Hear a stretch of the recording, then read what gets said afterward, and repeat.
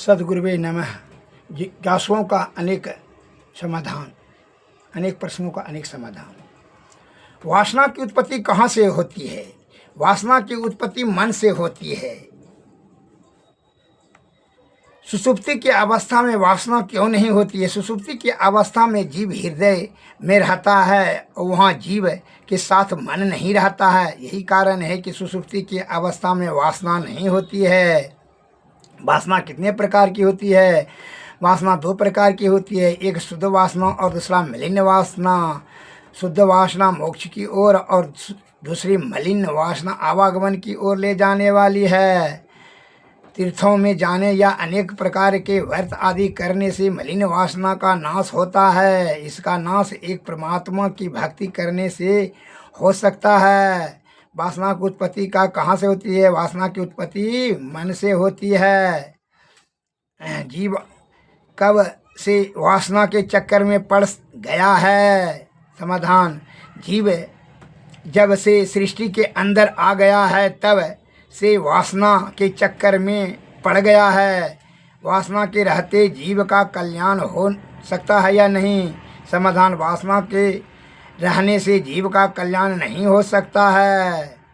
चेतन आत्मा किसे कहते हैं? जिनकी शक्ति से सब इंद्रियों अपना अपना काम करती है, उस शक्ति को चेतन आत्मा कहते हैं।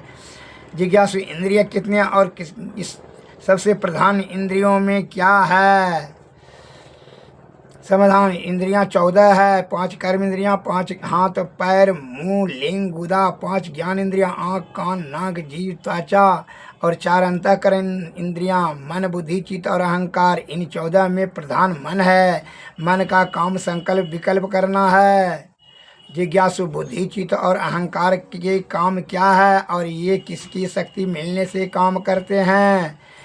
समाधान, बुद्धि का काम निर्णय करना, चित्त का काम स्पंदन करना और अहंकार का काम मेंपन का बोध करना है। ये सभी चेतन आत्मा की शक्ति से ही अपना अपना काम करने में सक्षम होते हैं।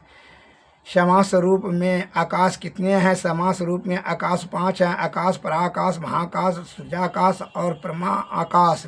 इसको इस तरह से भी कह सकते हैं, स्थूलाकाश, सूक्ष्म आकाश, कारण आकाश, महाकारण आकाश और कैवल्य आकाश।